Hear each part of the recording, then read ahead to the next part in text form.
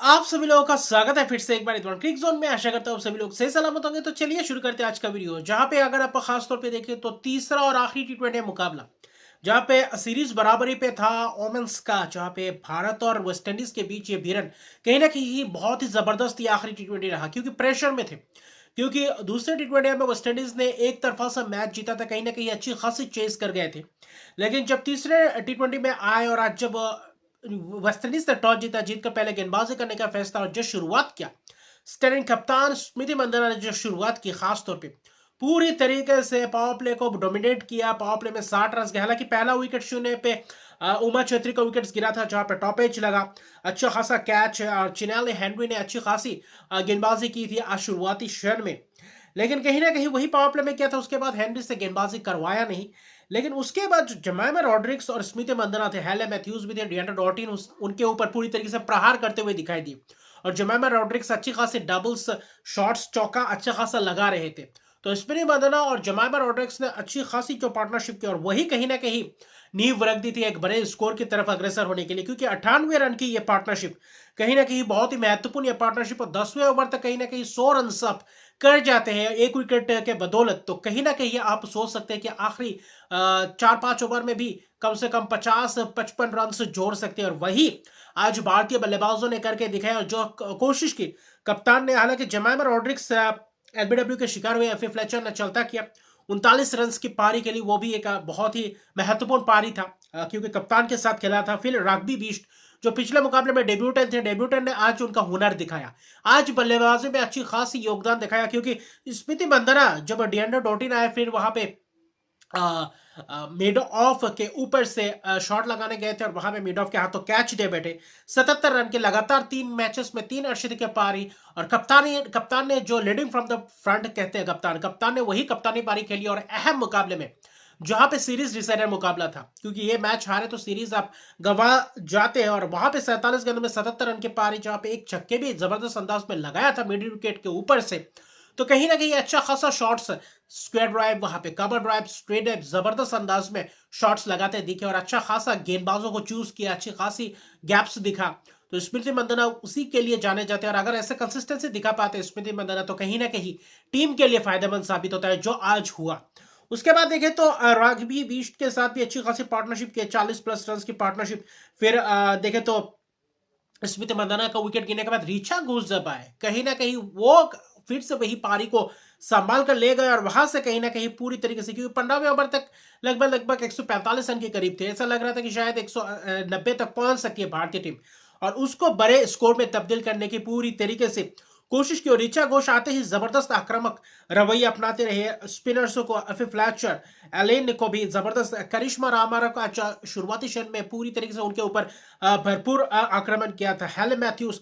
तो सभी गेंदबाजों का महंगा गया, सिवाय चिनाले हेनरी जिन्होंने पहले ही पावर प्ले में 2 ओवर किए थे और 1 विकेट चटकाए थे। उसके अलावा सभी गेंदबाजों के ऊपर पूरी तरीके से कड़ा प्रहार देखा, और आखिरी 5 ओवर में तो पूरी तरीके से दबाव में दिखे वेस्टइंडीज के गेंदबाजों, जहां पे ऋचा घोष का बल्ला चला। क्या जबरदस्त मिड विकेट के ऊपर से, क्या डाउन द ग्राउंड शॉट, क्या जबरदस्त चौका, क्या जबरदस्त छक्का। 5 छक्के लगाए अपने इनिंग्स में, 3 चौके लगाए, 21 गेंदों में 54 रन की पारी, आखिरी गेंद रहते अपना विकेट गवा बैठे। लेकिन ऋचा घोष ने जो 54 रन की पारी खेली, वही कहीं ना कहीं महत्वपूर्ण, वो जो जलवा बिखेरा है, वही कहीं ना कहीं 200+ रन बना गए, 217 रन बनाए। आखिरी गेंद में आकर चौका लगाया था सजीवन सजना ने। लेकिन कहीं ना कहीं ऋचा घोष की ये क्विकेस्ट 50, क्योंकि 18 गेंदों में अर्शदीप का पारी लगाया, और उससे पहले 2 खिलाड़ी कर चुके थे। सोफी डिवाइन ने भी यही कारनामा करके दिखाया था भारतीय टीम के खिलाफ। और फिर देखें तो लिचफील्ड ने वो कारनामा करके दिखाया था वेस्टइंडीज के खिलाफ। तो तीनों ही बल्लेबाज 18 गेंदों में ही अर्शदीप की पारी को पूरा किया है, जो पहले भारतीय बने ऋचा घोष, जिन्होंने अर्शदीप की पारी 18 गेंदों में किया। तो इससे बड़ी बात क्या हो सकती है। और अहम डू और डाई सिचुएशन में यह अगर पंच लगाकर जाते, कहीं ना कहीं पूरी अपनी टीम के लिए पूरी तरीके से मनोबल बढ़ा कर जाते, और वही दिखाई दिया चेज में। क्योंकि 217 रन पे 4 विकेट, 20 ओवर में 218 रन का लक्ष्य बहुत बड़ा लक्ष्य था, जिसने क्योना जोसेफ को अगर शुरुआती क्षण में विकेट्स चटकाने की कोशिश की। और आज जबरदस्त गेंदबाजी की, रेणुका सिंह से लेकर वहां पे तीता साधु ने भी अच्छी खासी कोशिश की, और संजीवन सजाना ने भी अच्छी खासी स्पेल डाले पावर प्ले में। फिर साइमा ठाकुर ने भी अच्छी खासी आकर अपना योगदान दिया।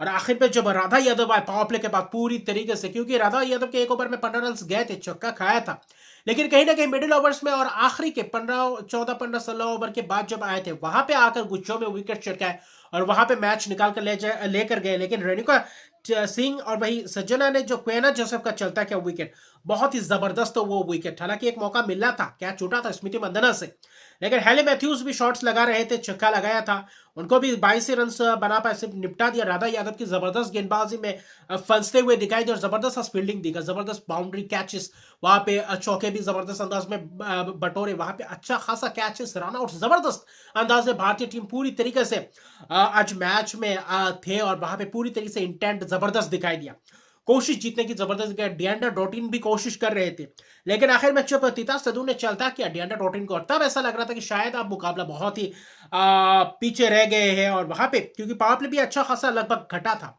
वेस्ट इंडीज के पावर प्ले के बाद कहीं ना कहीं भारतीय गेंदबाजों ने वापसी करवाया था विकेट्स चटकाकर, और वहां पे कहीं ना कहीं पूरी तरीके से सफल भी रहे थे। डिएंड्रे डॉटिन, हेले मैथ्यूज, कैना जोसेफ का विकेट अगर आप जल्दी जल्दी निपटा जाते हैं तो कहीं ना कहीं वेस्ट इंडीज की आप रीढ़ की हड्डी को तोड़ जा रहे हैं, और वहां पे कहीं ना कहीं मुश्किल था।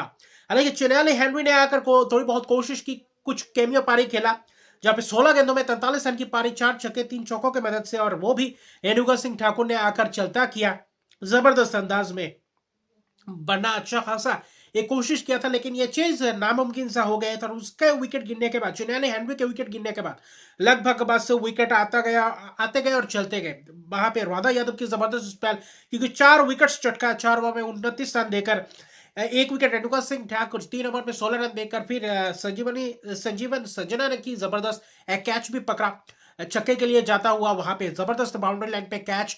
तो अच्छा खासा भारतीय टीम, आज उनका बॉडी लैंग्वेज जबरदस्त था, जीत के लिए गए थे, और आज जो पहले बल्लेबाजी किया और जो रन्स बटोरा, कहीं ना कहीं वही आपको पूरी तरीके से एडवांटेज दे गया। और बाद में जो शुरुआती शहर में जो विकेट चटकाए थे, वो कहीं ना कहीं पूरी तरीके से दबाव में डाल गया, और वही वेस्ट इंडीज से इस मैच को हार गए। दीप्ति शर्मा ने भी अच्छी खासी स्पेल की थी, लेकिन कुल मिलाकर देखें तो 157 रन ही बना पाए 9 विकेट के नुकसान पे, और 60 रन की एक जबरदस्त जीत, फाइनल जीता, 30 से टी20 आपने नाम किया, और इसी के साथ 2-1 से ये सीरीज टी20 सीरीज आपने नाम किया।